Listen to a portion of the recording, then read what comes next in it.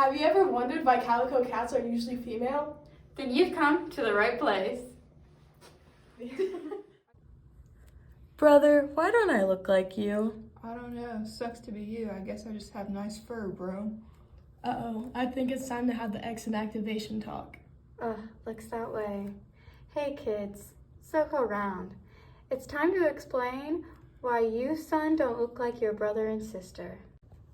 As you can see here, we have two different cells represented. One representing our mom cat and our dad cat. Our mom with her two X chromosomes and the dad with an X and the Y.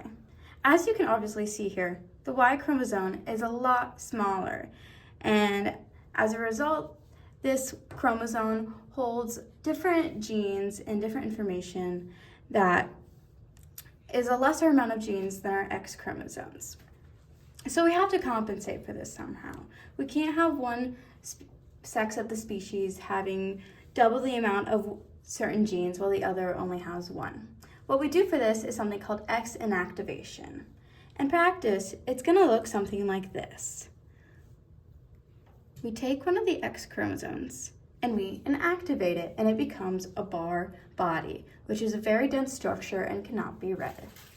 But in different cells, it's going to be different which X becomes the bar body and which one is active. So this one could be inactivated and become a bar body, or this one could. And this is all to compensate for the differences in sex. Now let's take a closer look at how we get that calico pattern. Each of these X's in their circle represents a different cell in the body. So we already learned about X inactivation. Now let's see how that goes into practice. In this first cell, let's say that the X that gets inactivated is the one that is the allele for black color code. That's inactivated, which means this cell is just going to show orange color code. Now maybe in this cell, the X with the orange allele gets inactivated. That means this cell is just going to show the black allele on the fur coat. And then maybe in this one, again, the black gets inactivated. So the black allele will not be shown, but the orange will. And then finally in this cell, another X gets inactivated. So at the end, we're going to have 3 alleles of orange being represented in these out of the 4 cells, and 1 representing black, which is going to give us the appearance of the calico pattern. Okay kids, let's take a closer look so we can visualize how we get the calico pattern. As you can see, I'm an orange cat, and I only have orange X's to give to my offspring. So let's go ahead and draw that out. Your dad is a black cat, so he only has black X's to give to his offspring, and then the Y, which does not influence the coat color.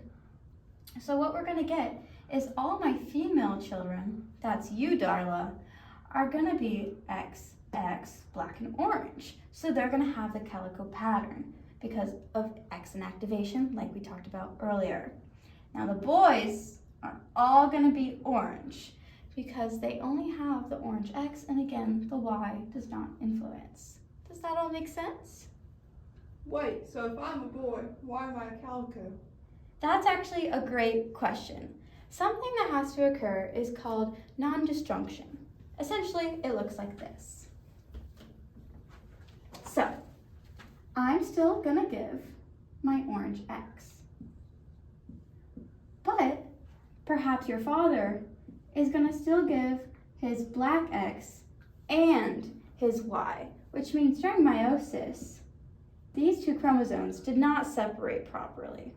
So what you end up getting is something that looks like this. 2 X's that will have to have an activation occur and a Y. So you have a genetically sexed male that has calico pattern. This is something called Klinefelter syndrome.